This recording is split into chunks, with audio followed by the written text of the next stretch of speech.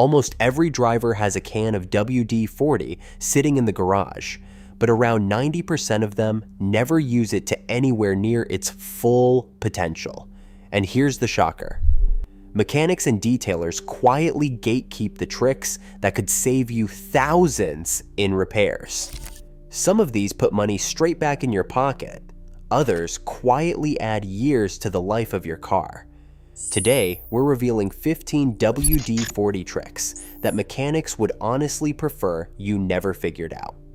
Don't skip ahead, because number 2 alone can save you a $200 battery you were about to replace for nothing. And number 1 can start a car that refuses to start after heavy rain, while everyone around you is calling a tow truck. Stay to the end too, because there are 4 places this stuff should never go. Let's start with number 15. Number 15, bug splatter and road tar.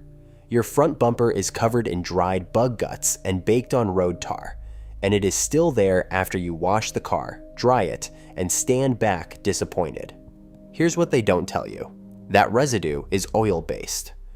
Water and car soap physically cannot break it down, which is why you scrub until your arm gives out and barely make a dent. Worse, the acid and dried bug residue etches into your clear coat the longer it sits. Here's the kicker. WD-40 is a solvent.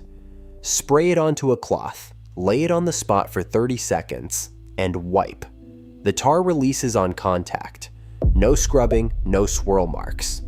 Do the bumper and mirrors first, because that's where 90% of it lands, then work backwards along the doors. Wash the panel afterward so you are not leaving oil on the paint. A bottle of bug and tar remover runs $20 to $40. Letting that acid etch into your clear coat runs $150 to $400 per panel in paint correction. Number 14. Your bumper is still wearing the ghost of a sticker you peeled off 2 years ago, a gray gummy patch that won't come off no matter what you throw at it. Most people attack it with a razor blade or their fingernails, and here's what they don't tell you. That's exactly how you put a permanent scratch into a panel. Here's the kicker. Soak the sticker in WD-40, wait 2 minutes, and the adhesive dissolves. The whole thing lifts off in one piece, and the residue wipes away on a second pass. If it's been baked on for years, warm the panel in the sun first, or run a hairdryer over it for 30 seconds. The adhesive softens, and the solvent gets underneath it far faster. A single panel respray to fix a razor scratch costs $400 to $800. This costs you 5 minutes and nothing else. Number 13, tree sap. Number 13. Your roof and hood have hard amber spots welded to them because you parked under the wrong tree once and never got around to dealing with it. Here's what most people miss. SAP doesn't sit on the paint. It hardens and bonds into the clear coat, and sunlight bakes it deeper every day you leave it there. Give it 1 summer and you have etching a machine polish can't reach. Here's the kicker. A little WD-40 on a microfiber, held over the spot for a minute, softens the sap, and it wipes clean without anything abrasive touching your paint. The mistake people make is reaching for a fingernail or a plastic scraper. Sap is harder than your clear coat. Let the solvent do the work and never apply pressure.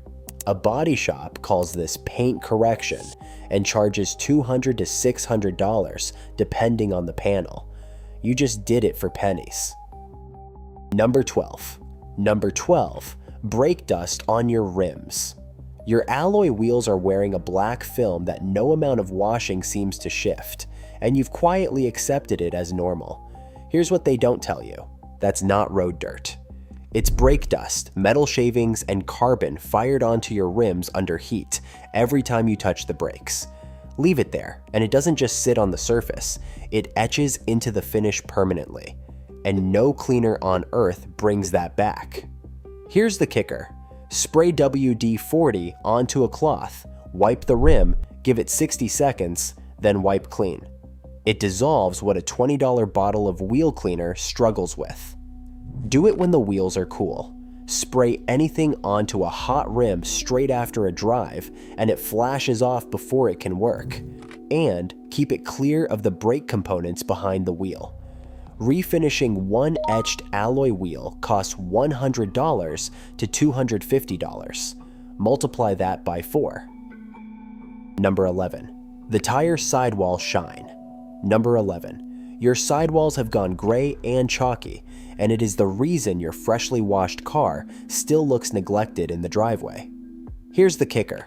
A thin wipe of WD-40 across clean, dry sidewalls brings back that deep, wet black finish.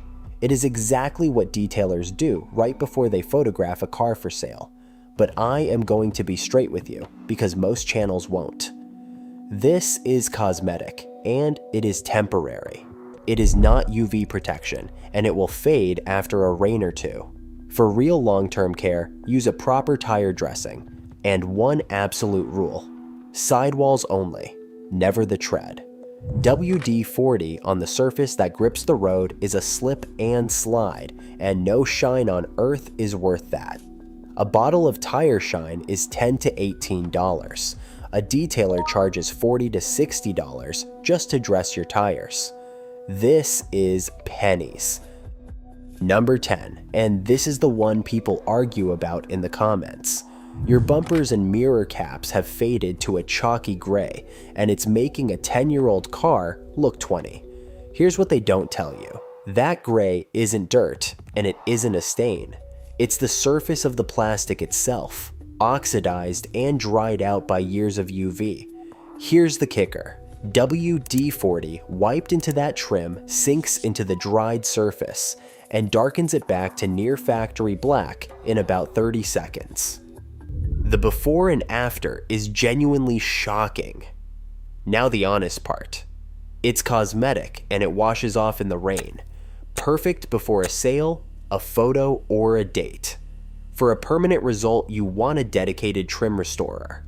That restorer costs $25 to $60, and a detailer will charge you $80 to do it. You just did the same job with a rag. Number 9. Your chrome bumper, your trim, or your exhaust tips are freckled with little orange spots that weren't there last year, and they're spreading. Here's what most people don't understand about rust. It is not a stain. It's an active chemical reaction, and it does not stop on its own. Every day you ignore it, it eats further in, and once it pits through the chrome, that piece is finished.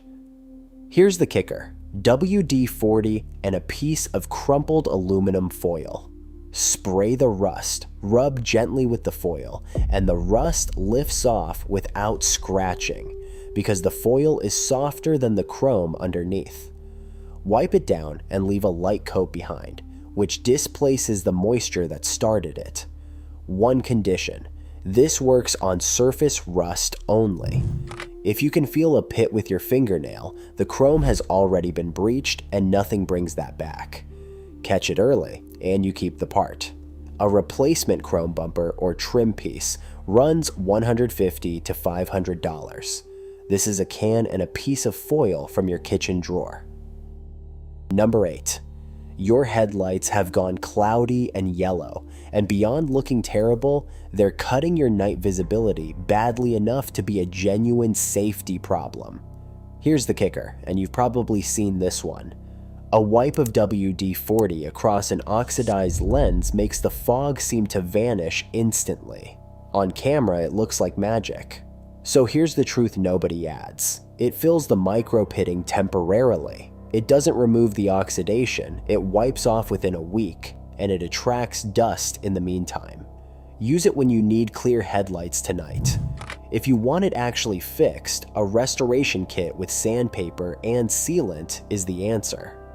I'd rather tell you that than sell you a miracle. That kit costs $15 to $25. A shop charges $75 to $150 to restore them.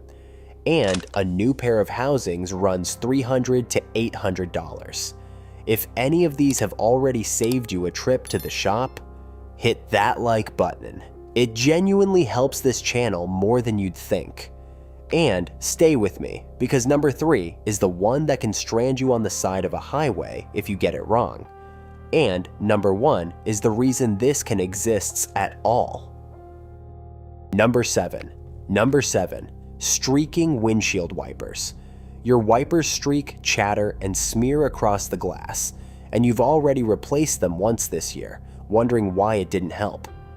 Here's what they don't tell you. 9 times out of 10, your blades aren't worn out. The rubber edge is caked with road film, wax residue, and dried grime, and that film is what's dragging across your windshield. Here's the kicker. Wipe a cloth dampened with WD-40 down the length of each blade. The grime lifts, the rubber softens, and the streaking stops. Wipe the excess off so you're not smearing oil across your glass on the first pass. People throw away perfectly good blades twice a year over this. That's $30 to $60 a year for a problem that takes 60 seconds to fix. Number 6. Your door groans every single time you open it, and the latch needs a slam before it catches. Here's what most people never check. That squeak is a dry hinge pin, and that sticky latch is grit packed into the mechanism. Ignore them, and the hinge wears oval, and eventually your door sags on its pillar. That's a real alignment job. Here's the kicker. A short spray with the straw into the hinge pin and the latch, then open and close the door 10 times to work it in. Silence. Do your hood latch and fuel door hinge while you're at it. Those are the 2 that seize without warning, always in winter, always when you're in a hurry. A shop bills $150 to $300 to realign a sagging door. This is 30 seconds in your driveway. Number 5. Frozen and sticking door locks. Your lock is frozen solid on a winter morning and the key won't turn, and you're already late. Here's what they don't tell you. It isn't the cold that jams the lock. It's moisture that got inside the cylinder and then froze.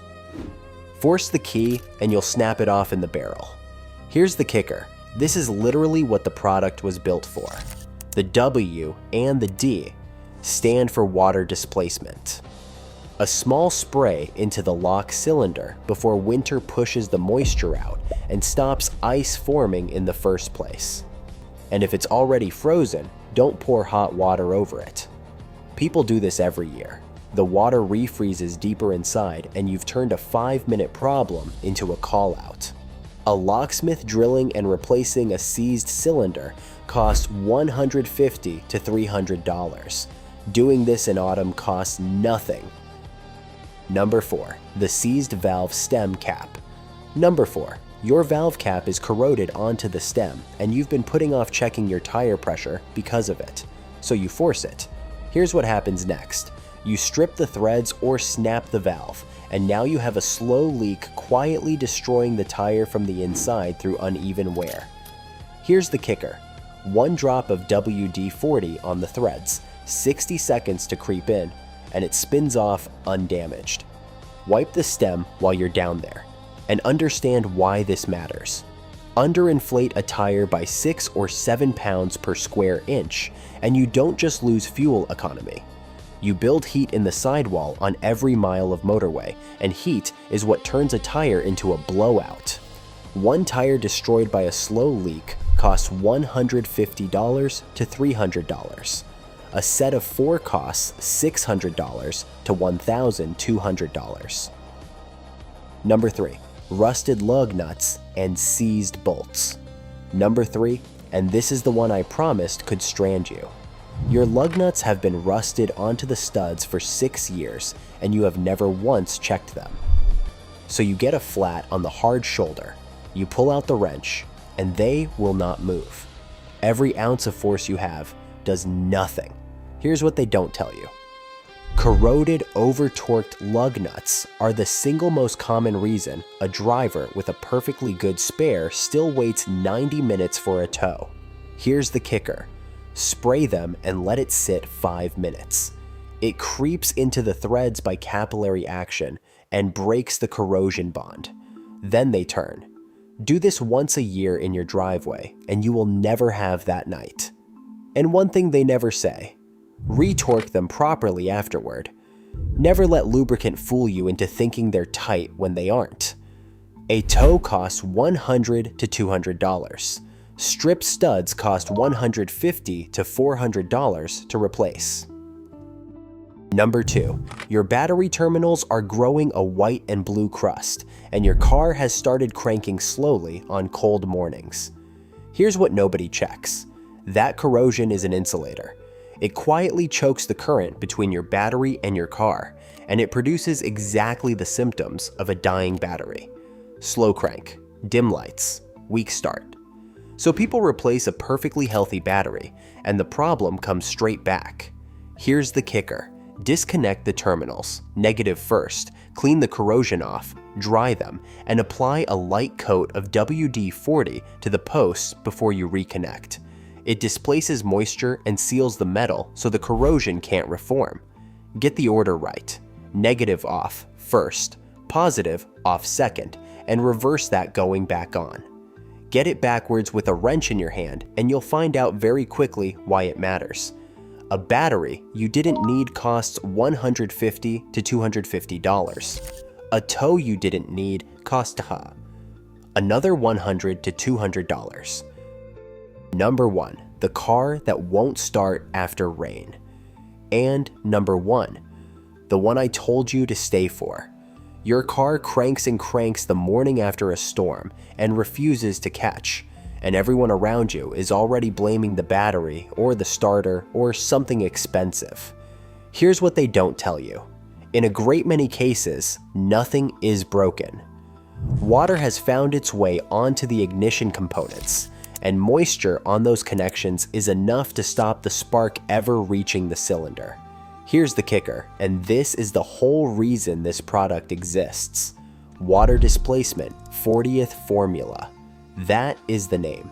It was invented in the 1950s to drive water off metal. With the engine off, spray it onto damp ignition wiring, the coil pack connectors, and around the distributor cap on an older car.